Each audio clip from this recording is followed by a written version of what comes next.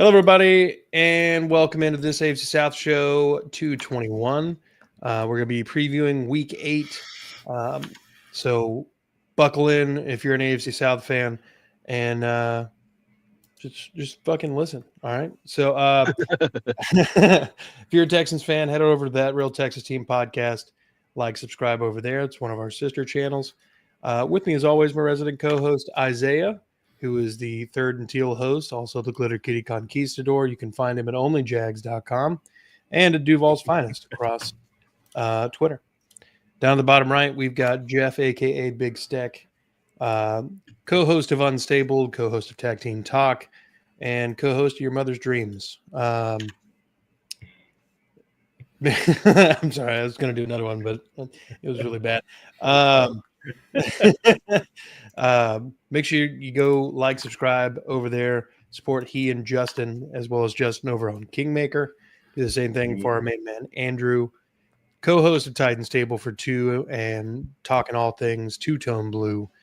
Like, subscribe, notification bell over yonder. With that being said, one among us does not have a game this week, so I figure before we get into the full Monty, we can just let Isaiah give us whatever he wants to tell us about the Jaguars. I know we've all been seeing some stuff posted about trades and whatnot, so Isaiah, take it away. They are a football team in the NFL. Big if true. Nothing really going on. People are trying to make shit up. BTJ's not getting traded. Trevor Lawrence did not get in a car accident. There's a lot of stuff people are just like pulling out of their ass randomly. When a team when it comes out that a team is they're taking phone calls for a player, but the asking price is extremely high. It means they're probably not actually taking phone calls. Just saying. But yeah, no, there's nothing really going on. Just got a couple guys kind of banged up. Hopefully get them back from injury. But nothing really. A D tackle, a second rider, or like a starting left tackle. That'd be nice. But no, I don't think there's any chance he gets traded. There's really not much going on, honestly. Just Liam Cohen taking some accountability and guys getting ready to play football. And there's not much more to it. Hello, right. Joe.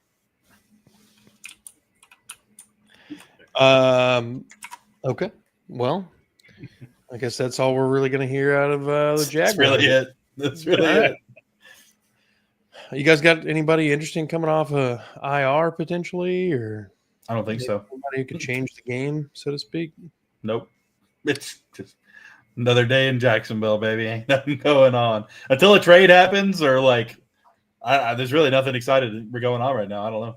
All right. I think Devin Lloyd should be back maybe after the bye week. Like, nothing crazy. Super fan Joe come on. Mike. Hello, Joe. He's our Colt super fan. Hell yeah. Oh, fuck you, Joe. He's a cool dude. He's the one that got me a bunch of photos and footage from training camp and stuff last season. Oh, shout out, Joe. Hey, be nice to Joe. I love Joe, man. Joe seems like a great guy. Real salt to the earth, bring your lunch pail to work kind of guy. Yeah. You got it between the ears. All right, so let's talk injuries, gentlemen. Obviously, we're all a little banged up at the midway point of the season. You guys play each other, so I don't know who's out. For the Titans, Jeffrey Simmons is. Go ahead. Fuck it. I'll talk later. No, go for it. Go for it, man. No. Whoops. No, Titans. It's good or bad news depending on what team you're looking at that you're a fan of. I mean, if you're a Colts fan, it's a good injury report. There's not a lot. Unfortunately, Jalen Jones, he did practice all week, limited. He is still out, but he has again, brought back on that 21-day window to return. Ibukum is out with a knee, and Tyquan Lewis is questionable, but he did practice all week. So, be nice to have at least Tyquan Lewis if Ibukum's going to be out. But other than that, I mean, it seems like they're pretty healthy with the Titans coming to town. That's kind of bad. You need it, buddy. You're gonna need it, buddy. Oh yeah. For the Titans, talking Jeff Simmons out, Calvin Ridley out, Snead goes to IR, Bryce Oliver out, Blake Hance out, Arden Key questionable, Xavier Woods questionable, coaching staff maybe, who knows. So just riddled with injuries like the Titans do. A lot of key contributors out. Yeah, it's not going to be a good day for us at the office tomorrow. Probably wasn't anyway, but it's going to be even worse. Yeah, could be quite rough. I mean, that is probably the largest spread for a game in the NFL I've seen in a long time. Yeah. For the Texans, no Nico Collins. Out with everybody. Christian Kirk out with a concussion. We got a guy who's coming off IR. His name is Elijah Huzzy. He's out. We do have another guy who's coming off IR, Jalen Smith, third-round pick. He's returning from IR. He's questionable. And then Danico Autry, who just came back from IR, is questionable. Jesus. Somebody just... that was an accident. I just spammed it on accident. That a boy. Hey, the more comments, the better, baby. Yeah, I suppose. So yeah, we're down the top two weapons on offense, and not necessarily that Christian Kirk has earned the title weapon here, but that's essentially what we're at right now. I will go first and talk about the Texans San Francisco game. Let the division game wait. So Houston is at home. We're playing in the alternate H-Town Blues. 1.5 point favorite, 42.5 over under. Honestly, this game I feel like could go either way. I mean, I'm going to quickly run down just who's out for the 49ers. Brindell, he's one of their linemen. Both of their edge rushers, Yatir Gross-Matos and Bryce Huff. Ricky Pearsall and Brock Purdy, both out. And then Diamador Lenore is questionable. And then they're already out Fred Warner and Nick Bosa. So, I mean, this is a very depleted San Francisco 49ers defense. That being said, I still think that they'll be able to do whatever the hell they want because Robert Saleh usually gets his defense at least in favorable positions. Now, whether or not they're the same caliber of athlete as the starter is a whole other discussion, but he puts them in the right spots. They will be a disciplined defense to play against. They're not going to be the same kind of slouch defense that the very, very banged up Ravens put out against us. This is an opportunity for the Texans to actually look fucking halfway competent for once this season against a team that is playing good football. If I'm not mistaken, the 49ers are 5-2. Am I wrong? You know, it's weird that a 2-4 team, despite all the injuries. Yeah, despite the injuries. I mean, you've got Brock Purdy, who's played in 1 3/4 of a game, and he's 1-1 as a starter technically, and Mac Jones is out here and 4-1 as a starter. Nobody really had that on their bingo card. And the way that he's playing and the receivers he's throwing to, this is a well-coached team, a scheme team.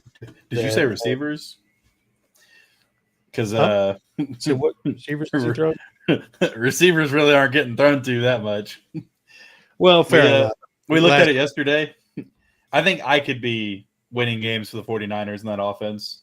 McCaffrey is currently number 3 in targets, number 7 in yards, and number 2 in receptions, if I'm not mistaken. They're absolutely loading that man up, and he's carrying them. But, yeah. Well, that's part of the thing is like they've got no one else to throw to. Kittle missed a while, so it was really just run CMC into the ground essentially. But Andrew Bourne had a big game for them. he did One of He those had a game games. with, like, 2 But touchdowns. yeah, Pearsall's been out. Ayuk hasn't come back yet. I think Jawan Jennings is finally back this game, but he missed some time. Yeah, I think he played last week, but he didn't play a lot. And Kittle played, but he didn't do anything. Yeah, I don't think he had a target. he had 2 targets, no Or reception. did he? Oh, okay. Yeah. So look, I'm not putting a lot of faith in the Texans to just go out here and just play hard-nosed football for 60 minutes. This is going to be a competitive game all the way from the opening whistle to the final whistle. It's just what's going to fucking happen. The Texans defense is going to keep them in the game.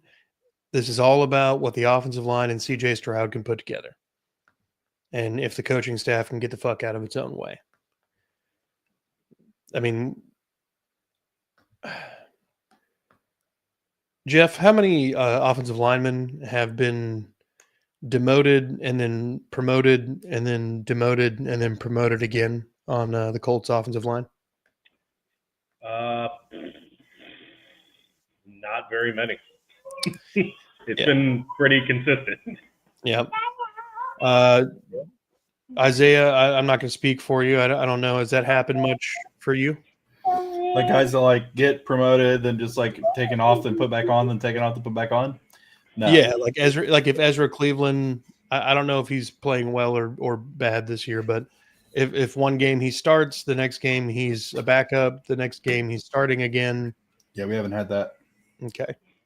Andrew, I know that you guys have had a slew of injuries at the offensive line. Is that something you guys been doing? We had some tackles that moved around while Latham was out, but like nothing compared to like last year. Yeah. And we were swapping right tackles in the middle game, even when they weren't injured. We have a 50% rotation at left guard. Oh yeah. Like Laken Tomlinson started the game against the Seahawks, and Ernest Jones is literally looking at him like, I know what they're doing because you're dumbass. Literally, Laken Tomlinson stands a certain way on certain types of plays. So if it's a run, he stands a certain way, and it's a tell. Ernest Jones just fucking nailed it. Brandon was talking about this earlier on the Texans pod.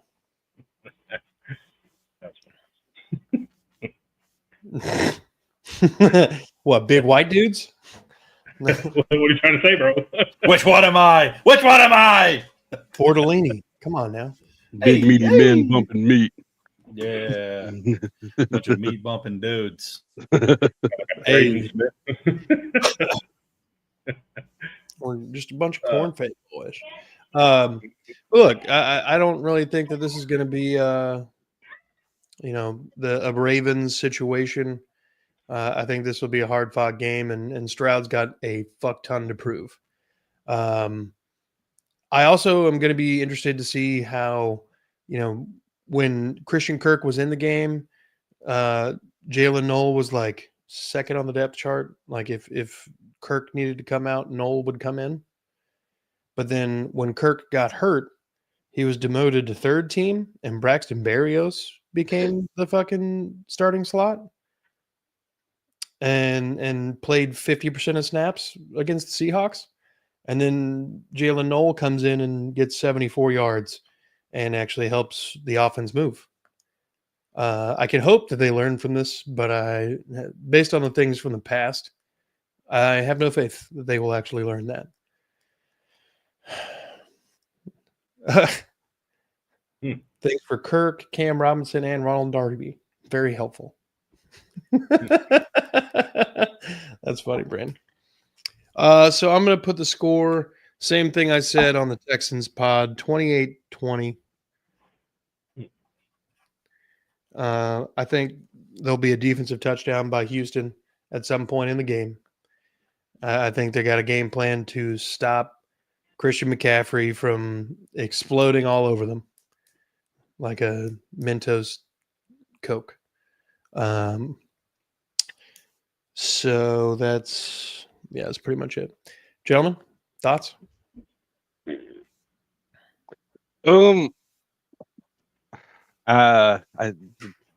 Texas defense is still really good. I have a lot of faith in Shanahan. Mac Jones has looked really good still. I think just about any quarterback that's halfway capable can look good with Shanahan calling plays. Um, it's going to be a defensive battle, but I think the 49ers will pull it out just because I trust Shanahan calling plays more than your guy's offensive coordinator. I can't remember his name right now. I'm going to call it 49ers 23, Texans 16. What was the first number? 23-16, 49ers. 23-16. 23-16. All right. Isaiah? Yeah, I don't know. I think I trust the 49ers defense more than I trust the Houston Texans offense right now. I don't think the Ravens game really showed us anything besides playing the worst defense in the league with, But at the same time, this is kind of similar to the Ravens where like all their key players are out. I really don't think this is going to be a very high scoring game. I could be wrong, but honestly, I could see this being like a 17-14 or like a 17. I'll go 17-13 49ers. All right. Jeff? Yeah, I agree with Isaiah. This point where a lot of teams are banged up, probably the Niners more so than most, but like you said, I still trust, that coaching, and I trust that defense more than I trust the Texans offense. And I really like Kittle. I like what he does. I like what McCaffrey can do. I think it'll be really close though. Like I'm gonna say something like 24-23. I'll go 49ers. Like they squeak it out. Heard. All right. Well, let's pivot to the division game then, gentlemen. Tennessee comes to Indianapolis, where Indianapolis is a 14.5-point favorite. The over-under is 47.5 points. Andrew, you want to go for it? Yeah. I don't think this game is going to be close. You would like to see just like some more of what you saw in the first half last game from the Titans because the offense was moving the ball. Just keep seeing growth from Cam. The wins aren't going to come right now. Just we're not a good enough football team. Keep getting these young guys involved. Keep getting Alec and Chim and Cam and Gunner, like build their chemistry up because they're the future. I don't think it's close. I don't think the Titans even cover. I think I'm going to go 20-38 Colts. 20-38 Colts.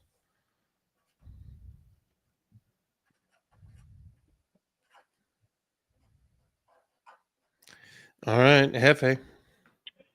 Yeah, there's nothing about this game that really bodes well for the Titans if you're looking for a win. I was watching, some of these news, well, not news, but sports outlets, and they're putting up like average points per drive, and one of the greatest teams ever was the 2007 Patriots, and right now the Colts are averaging more points per drive than they were.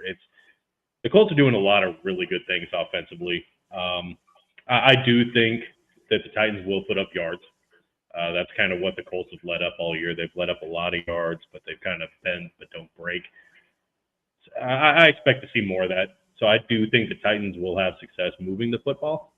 It's just whether or not they can finish, which I don't think. They've shown this season that they can't.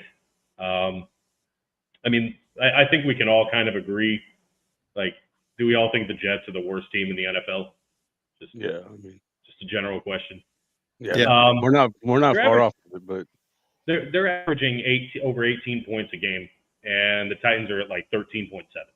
Yeah, it's bad. So it's bad. It's really bad, and the Colts are sitting at about 33.5 average a game. So I even think that 14.5 is low. Like, and that kind of sounds like a college, over. I would take like 20.5. I would still put the over, and I'm not even like, it's just looking at all this, how much the Colts put up, how much the Titans. It's just, I would definitely take the Colts and the over on this, and I would take the over under for the game.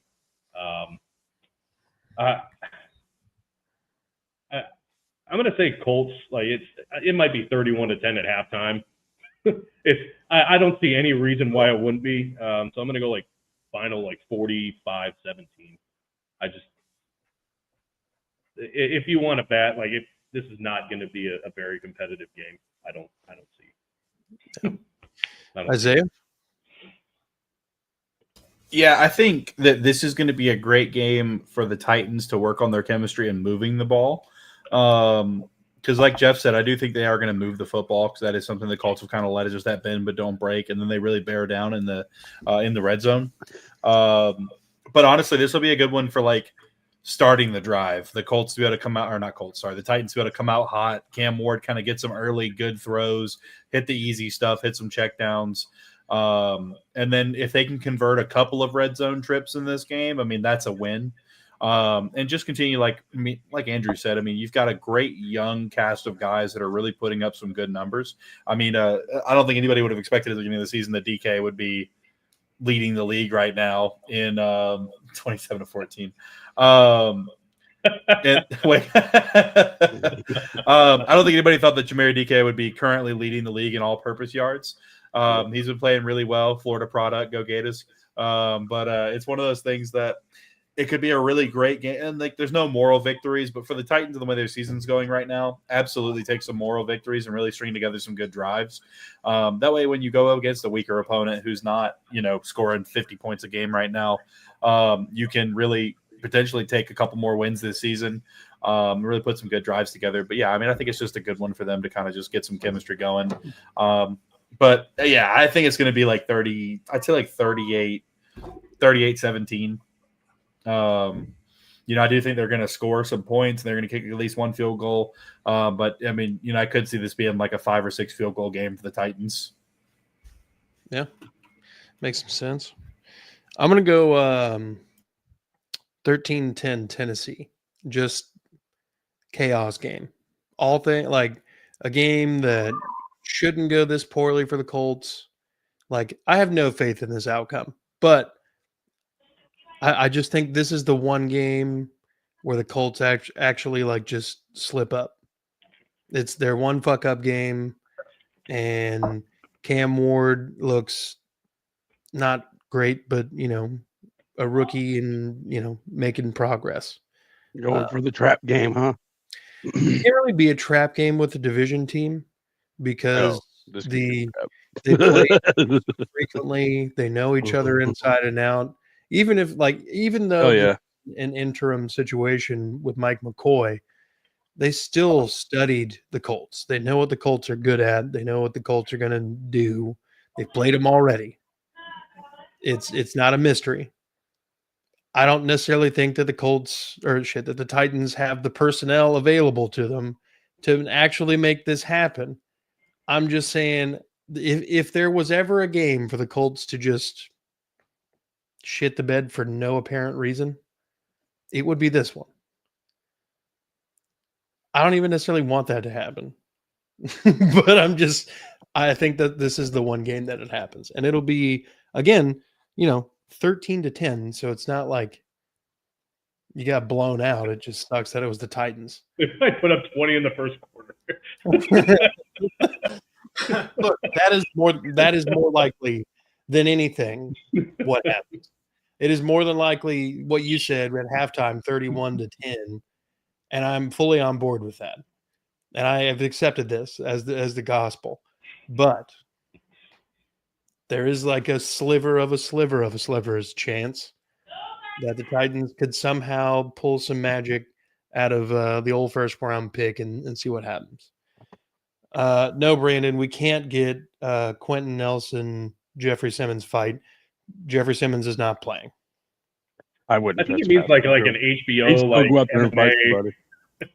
I don't know if he's talking about necessarily in the game. Like, can we just get a fight like a pay-per-view? Jeffrey Simmons is the guy that would go out there and fight somebody. He's real big on fishing. If you didn't know. I know. It's a crazy pick. As much as it pains me to say this, I think the Colts fuck around game is later in the season because A lot has changed this year for Indianapolis for whatever reason. I can't explain how they're doing what they're doing. I don't care. But for whatever, they can't win in Jacksonville. They haven't been able to do it. I feel like that's still going to be their fuck-up game, and I hate to say it, but neither here nor there. We're not talking about that game this week. Yeah. How far out is that?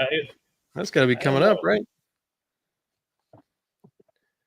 No, dude, that's in December. We got a whole month and then some. Yeah, you got both the Jags games in the final 5 games. I'm firmly behind that the Colts are going to put more distance in this division. So hopefully the game that they fuck up won't matter so much. Yeah. I agree. Is this Jim Irsay that's like, because Daniel Jones isn't turning the ball over? I don't get it. That's a good explanation. Yeah, I'll take it. Yeah. Fair enough, dude. I'll take it. Yeah. I don't understand it. I love it. I don't care. It was definitely a possibility if you gave Daniel Jones the weapons that the Colts have, and you give him an offensive line who's not going to, get him killed every snap. Just makes sense. And then, of course, injury-prone ass AR kind of made it easy on him, but it is what it is. All right, gentlemen, what else we got? Yeah. That's only Jeff's at onlyjeffs.com. And it's basically what Amazing. you do. Amazing. A lot of hairy feet still. I pay for the VIP membership. It's mostly just what you've seen. I got here. one membership, and that's it's basically what you see here tonight from Jeff, except for he's shirtless and dripping honey on his chest. Yeah. Exactly. I'm ahead of the fan club. A lot of feet stuff. The big stack of fan club. A lot of feed stuff. The only subscribers are fucking Andrew and Rex Ryan. Oh God. The white ass teeth. Dude. Anchor down, baby. Best team in Tennessee. Let's pump the brakes there, Slick. You know it's true. You're barely the best team in Nashville. Best team in Tennessee. Probably not. Can I ask you something, Isaiah? Like the kid from the Little Rascals. Does Trevor put like a crazy amount of velocity on the ball? Trevor Lawrence, could he use some more touch in certain scenarios? Sure. But I've never seen him consistently throw a football so hard that I'm like, oh man, nobody could catch that football. I mean, shit, Dan Marino used to put fucking 95-mile-an-hour fastballs on you from 5 yards away, and dudes just knew how to catch the fucking football. I don't think Trevor's doing anything that no other NFL quarterback is doing. He's just, for some reason, ball in hand doesn't translate to a catch on this team. I don't know what it is. And it's not like he's out there. You remember that old sketch? I don't know if it was SNL where it was Peyton Manning. He was the quarterback and he was just beating kids. Oh, the kids? Yeah. Now, he's not out there doing that to these guys. Like, people are acting like he's out there throwing it. These guys are catching the ball and like dragging their feet like in the dirt for 5 yards to stop. Like, he's just throwing footballs as an NFL quarterback. Like, just shot out of a cannon. Yeah, like I don't understand. People are like, "Oh, he throws it too hard. He throws an uncatchable ball." He's a right-handed quarterback in the National Football League. But there's two other quarterbacks in the National Football League you have to worry about throwing different because they're lefties. There's nothing different. Like the people are like, "Oh, like Mac Jones last year." Yeah, Mac Jones can't throw a fucking dart. Mac Jones, he could throw a football, but he can't throw it on a fucking rope. Like, all of BTJ's catches for long last year were like he had to slow down and stop and catch the ball and then run. Like, there's nothing. I don't know. I think that whole argument is just stupid. I mean, I was just wondering because I haven't really seen any like anything about like clocked ball speed or anything coming off? I feel like that would be a story, or like they'd be like, oh, Trevor Lawrence throws the ball 67.5 miles an hour. Blah, blah. Like, you don't see that. Like, nobody's saying that. I think you guys have watched enough Jacksonville football with doing this and like just being division players. Like, have you ever watched the game and go, damn, I wish if he'd have thrown that a little bit softer, his guy might have caught it. I don't think anybody's ever watched a football game and said that outside of like, on the 2-yard line, but no. And the whole thing with Jacksonville, like the epitome of what's happened this season is like that one game where, his coach Liam Cohen's on the sideline, like hit him in the chest, whatever. And the next fucking play, Trevor Lawrence, a dime right between the numbers, and he just. Yep. Well, that's what no matter what I do. They were talking about it in the last week's game, and then, but like they have like 4 or 5 clips where he threw the ball too high, but then there's like 6 clips where he hits the dude in the fucking hands or in the numbers in his chest, and the ball just goes to the ground. Like people are like, oh, he doesn't do enough to win us games. Well, he hit a dude in the number 7 on 3rd and 15, 18 yards down the field, and he dropped it. Like, what more do you fucking want him to do? Yeah. And then people are like, oh, Trevor Lawrence can't throw very far. He can't throw hard enough when he throws one short downfield. But then whenever it's close, he somehow throws too hard. Like, I don't understand it. Mm. But I have a brain when I watch football, so that kind of is my issue, I guess. Being a Jaguars fan is having brain activity while watching the sport. Andrew, you're basically midway through Cam Ward's rookie season. Are you feeling like there's been development, like noticeable development from week 1 to now, even despite the coaching change? So it didn't seem that way as Brian Callahan's tenure went on. You saw some, but I feel like last week was a step forward for sure. He had his best statistical game last week. He's got to get the fumbles under control. I'm not sure what's going on with that. But I think last week was definitely a step forward with new play calling and stuff like that. I think they're starting to work towards his strengths. He's got to get the ball out quicker, stop big play hunting all the time. That's just his nature. I'm not I don't hate him for it, but there's a time and a place for those kind of things. I'm still fully in on him. I think he has all the tools to be a great quarterback. Nothing. All the reps this year can only help him. So we'll see as the season goes on a little bit more with the new coaching. Heard. Yeah. I'm basically to the point now where if this offensive line for the Texans doesn't just become mediocre, we should probably just scrap almost everybody on the front. Keep Ursary and get rid of everybody else. You mean the front office? Well, the front office, like Casario's at this point has just continued to fail at drafting offensive linemen, signing offensive linemen. Isn't it crazy how I feel like so many GMs out there can hit on these late round guys and great on skill players and like getting these 5th round quarterbacks and making them at least serviceable or even starters. But then when it comes to offensive linemen, there's like 2 or 3 teams that can actually draft them. Yeah. I don't think it's necessarily just drafting.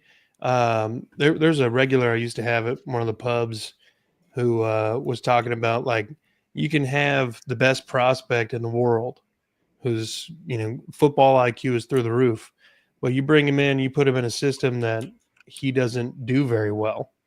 It's new to him. There's going to be a learning curve, and then he never adapts.